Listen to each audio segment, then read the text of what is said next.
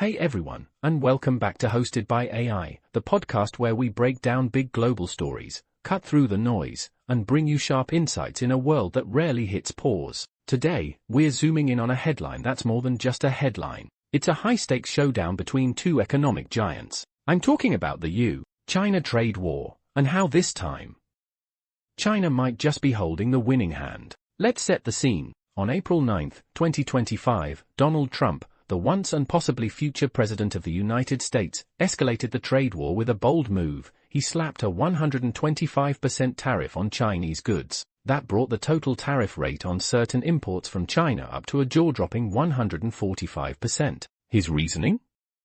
China, he said, was showing a lack of respect for global markets. But China didn't flinch. Just 48 hours later, Beijing hit back. They matched the U.S. with 125% tariffs of their own and publicly brushed off Trump's move as nothing more than a joke. Now, here's the twist. Back in 2018, when Trump first launched his trade war, Beijing was more cautious. There were quick negotiations and attempts at de-escalation. But today, China is standing its ground. In fact, it seems ready, and maybe even eager, to fight back. So, what's changed?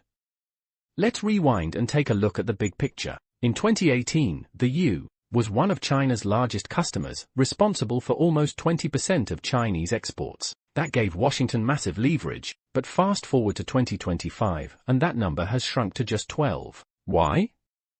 Because China has been preparing for this very moment. Over the past decade, China has strategically worked to reduce its dependence on the American consumer and shift its growth engine inward, toward its own domestic market. It's called the dual circulation strategy: boost internal consumption while maintaining export power. It's like diversifying your income streams, and China's been executing that game plan for years. Now, mix that with China's recent economic turbulence, from a sluggish real estate sector to capital flight and declining investor confidence, and you might think China would tread carefully. But here's the irony. This economic stress has toughened China, not weakened it. It's made the country battle-hardened, ready to face additional pressure from abroad. In fact, Trump's tariffs might be doing Beijing a favor. They give China an external scapegoat, something, or someone, to blame for domestic challenges. And history shows, nothing rallies public support in China like an outside threat. But let's dig deeper, because behind the politics, there's real economic power at play.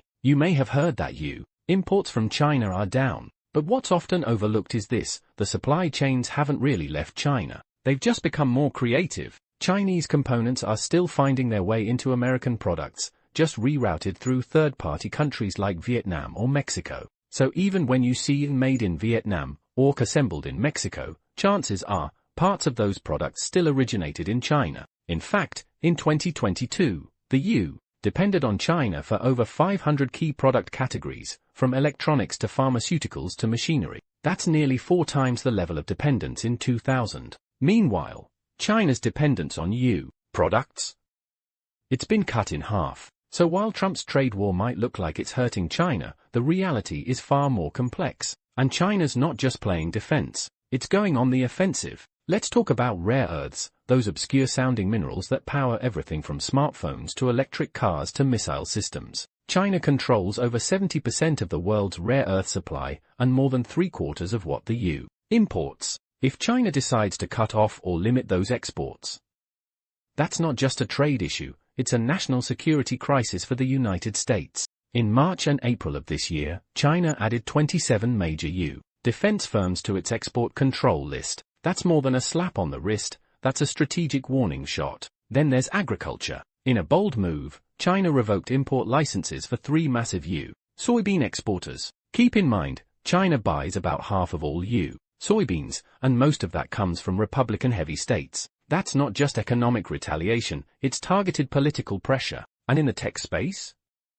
U.S. giants like Apple and Tesla are still heavily invested in Chinese manufacturing. Higher tariffs squeeze their profit margins. But it's not just about money, it's also about regulatory vulnerability. Beijing can make life very difficult for foreign firms if it chooses to. And then there's Elon Musk. Tesla's Shanghai factory is a cornerstone of its global operations. Musk is also tight with Trump, but he's been critical of tariffs and has publicly feuded with Trump's inner circle over trade policy. For Beijing, this is a potential crack in the foundation, a way to drive a wedge between American business and American politics. Meanwhile, while all this tension unfolds, the rest of the world is watching, and some are shifting. China is actively courting allies that have been burned by Trump's aggressive trade policies. In March, for the first time in 5 years, China, Japan, and South Korea sat down for high-level economic talks. A new free trade agreement is on the table, and it could reshape regional trade dynamics in ways that sideline the EU.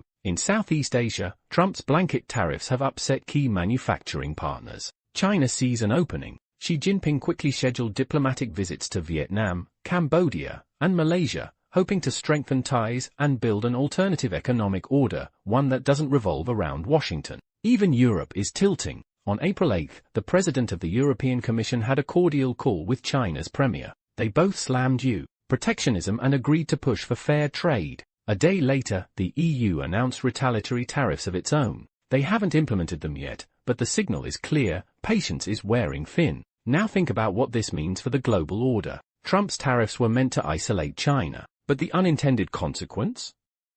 They may be isolating the United States instead. And finally, let's talk about the dollar. For decades, the dollar has been the king of global trade. But if this trade war spirals, if markets stay volatile and America keeps shaking investor confidence, countries might start looking for alternatives. China's been preparing for that too, pushing for more trade in yuan, building its digital currency, and partnering with countries frustrated by Washington's dominance. So what's the bottom line?